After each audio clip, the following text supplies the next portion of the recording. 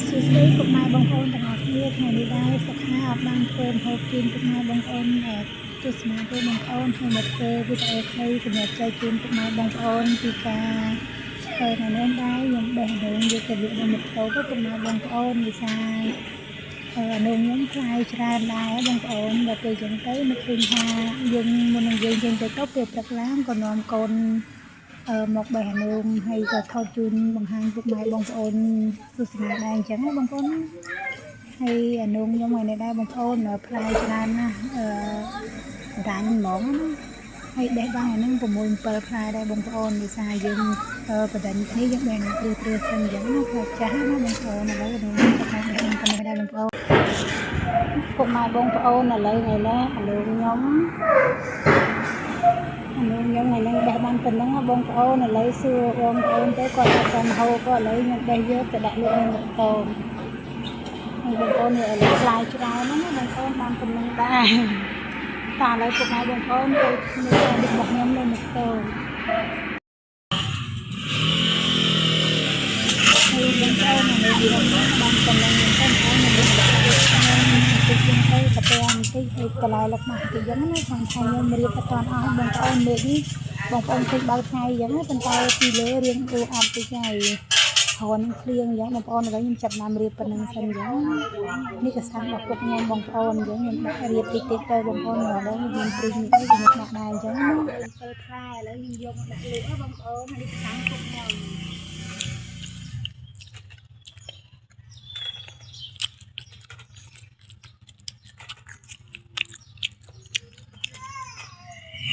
ហើយពុកម៉ែបងប្អូនខ្ញុំមានតាពាំងហើយមាន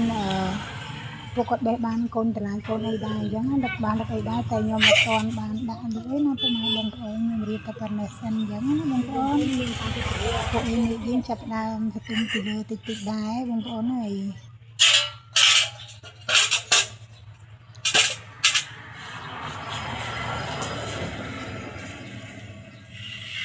ហើយពុកម៉ែបងប្អូនមិនទាន់អីផងដេកភ្លៀងបងប្អូនតែបន្លែយើងគាត់ទៅលើពុកម៉ែបងប្អូននៅម៉ោង4មកទទួលយកទៅលក់ដោយសារខ្ញុំមានចិត្តលក់ផលិតការហើយខ្ញុំយកទៅលក់បាត់ហើយខ្ញុំបានថតជូនពុកម៉ែបងប្អូនអញ្ចឹងឥឡូវមកជួយចែកជូនពុកម៉ែបងប្អូនមើលពីការមេភ្លៀងម៉ោងបងប្អូនយើងជិះធ្វើការម្ដងពុកម៉ែបងប្អូនពីមុខតូបជាងនេះក៏រៀងសើមដែរបងប្អូនមួយថ្ងៃហ្នឹងលិនជន់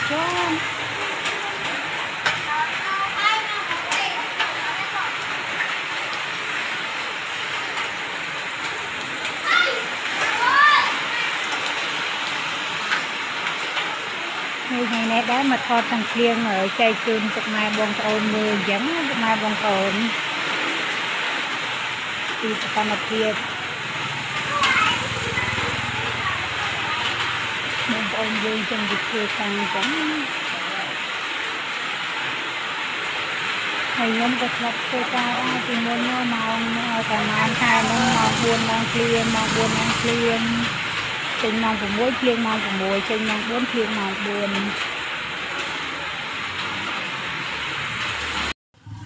ពុកម៉ែបងប្អូនបន្ទាប់ពីភ្លៀងរួចរាល់ហើយខ្ញុំទៅដូរកៅអៅដោយសារខ្ញុំមិនសើមដែរអញ្ចឹងណាឥឡូវខ្ញុំចាប់ដើមយកបន្លែរបស់ពុកម៉ែខ្ញុំមកដាក់បន្តទៀតអញ្ចឹងបងប្អូនហើយខ្ញុំនេះមេឃយើងមានសាលាវិញហើយខ្ញុំជួយយកទៅហូបទៅសក់ពុកហើយណាហើយបន្លែខ្ញុំមុននេះខំទទួលយកទៅអស់ហើយបងប្អូនឥឡូវនេះមិនទាន់បានតែមួយនេះចាំមេឃមកទៀតហើយហើយពុកម៉ែបងប្អូនមានតែប៉ុណ្្នឹងឯងអរគុណច្រើន